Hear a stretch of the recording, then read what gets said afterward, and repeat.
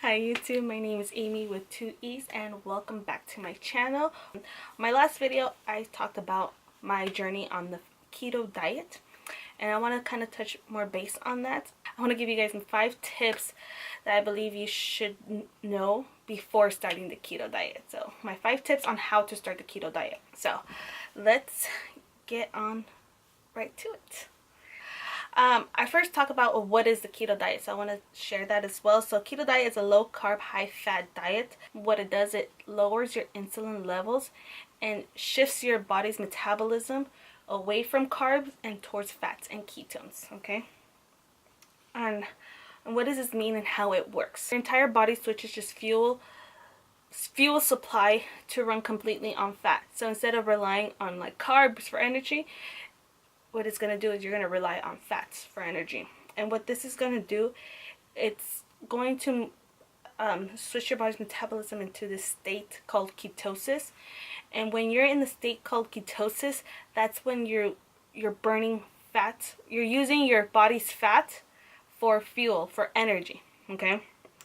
During ketosis, instead of breaking down carbs into glucose for fuel, your liver converts fats into ketones, which becomes your body's main source for fuel. All right, your insulin levels become very low, and then that's how their fat burning increases. And I want to talk about other benefits of the diet besides weight loss, because there really is a lot of benefits to it besides losing weight. So one of the things is appetite control.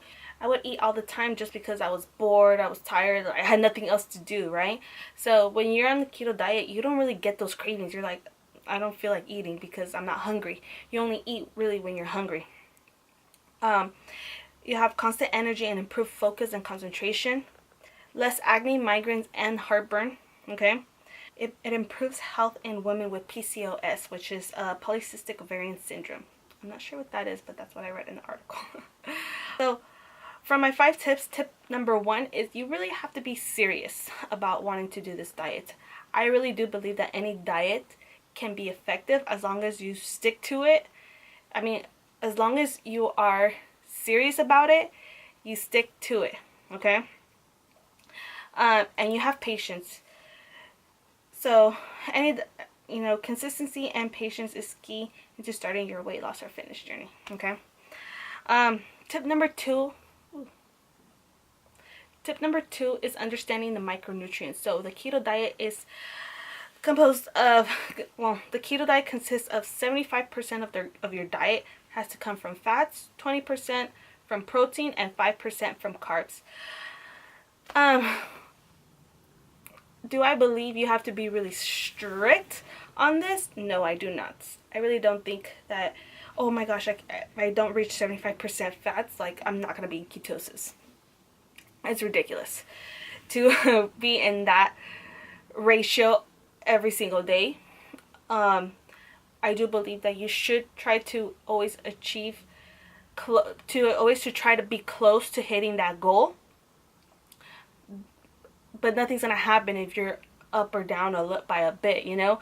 As long as your fats are up here, your protein's like down here, and your carbs is like literally like down right here, okay? Something that helped me keep track was the MyFitnessPal app. So if you guys haven't heard of it, it's a meal tracking app. So when I was on the keto diet, this is what I use to help me keep track. So as you can see here, I don't know if you can see, but the red is my fats, the green is my protein, and the blue is my carbs. So whenever you're eating, I'm gonna put my face right here.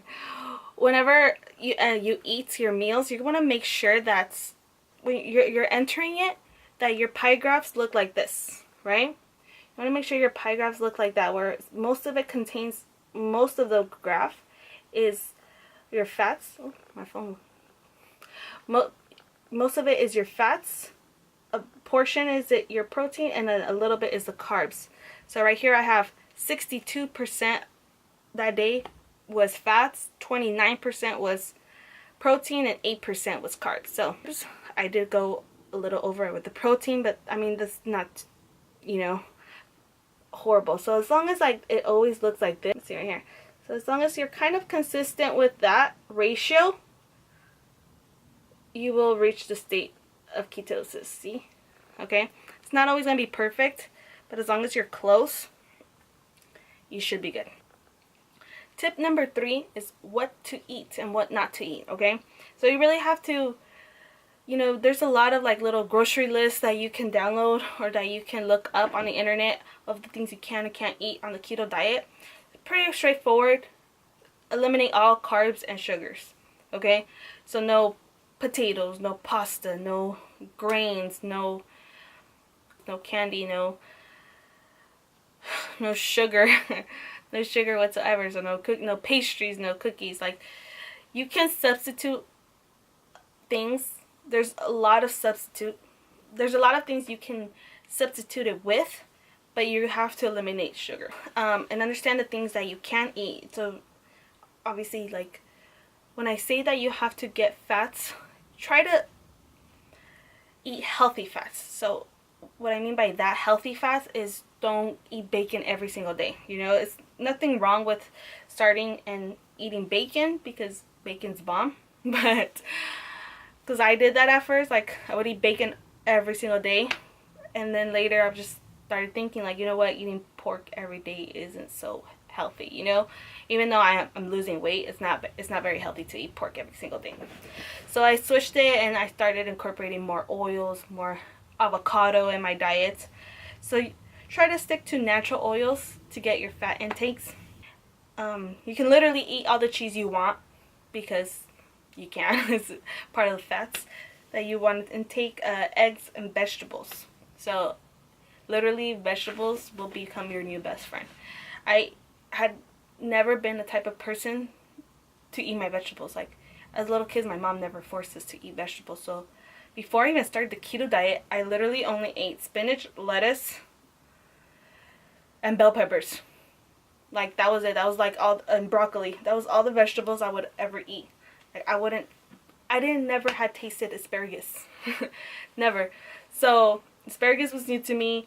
Like Brussels sprouts, cauliflower, all that stuff, like, I never ate. Oh, another thing you can't eat is fruit. No fruits, juices, and soda.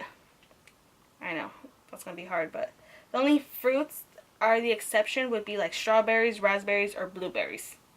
But other than that, no fruits, no apples, no pineapple. Pineapple has the most sugar. Even though it's natural sugar, it's still sugar, and you got to stay away from anything sugar. Tip number 4 would be understanding how to read the nutrition facts. One time I had like this like honey mustard sauce, right, that I thought I could eat, but it said it had too much sugar. So I was like, okay, so I can't eat this, right? Especially with the sauces, like it can be kind of tricky. Like, it varies. Like, can I eat this sauce or can I not eat this sauce? And you really have to look back. You have to look at the back at the nutrition facts to see if you can or can't eat it, depending on how much, you know, carbs or sugar it has per. I would recommend anything above 5 grams of net carbs you shouldn't have. Okay, you know, if it goes like maybe like 6, 7, okay, pass, but try not to go anything above that. Anything 10 grams and above of net carbs, I don't think you should eat it. It would not be keto approved. It would definitely, and depends on how many servings of that you have, it can knock you out of ketosis. Anything that says more than 5 grams of sugar, also you shouldn't have. So don't go anything over 10 grams of net carbs.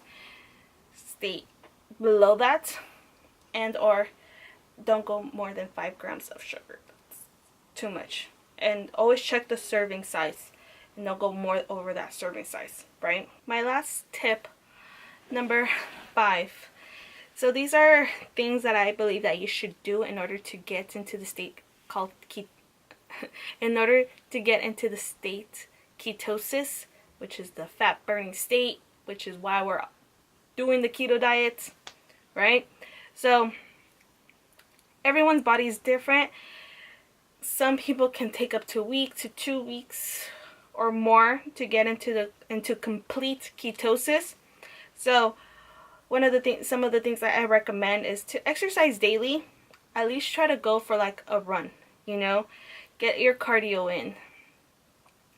20 minutes in a day in the morning, it's nothing. That's like not even a fourth of your day. Like, it literally won't take you anything to just run for 20 minutes in the morning, okay? Another thing is get enough sleep. This is something that's very important because you're either going to feel really tired or you're going to be sleepless when you're first getting into ketosis. You're going to be either, you know, you're going to be probably tired during the day, but then at night you're not going to be able to sleep, because that's what happened to me. So make sure you get enough sleep and avoid snacking too much. And also try intermittent fasting. You know, I don't think it's necessary to do intermittent fasting if you're going to be, I mean, with the keto diet, it's like it's not necessary, but they do go hand on hand. Like, if you're really trying to lose a substantial amount of weight, those two combined together is going to make a big difference. The keto diet with intermittent fasting, completely life-changing. Like, you'll see change like that real quick. But you'll still see change just with doing the keto diet, but if you incorporate intermittent fasting, it's going to be like that even faster.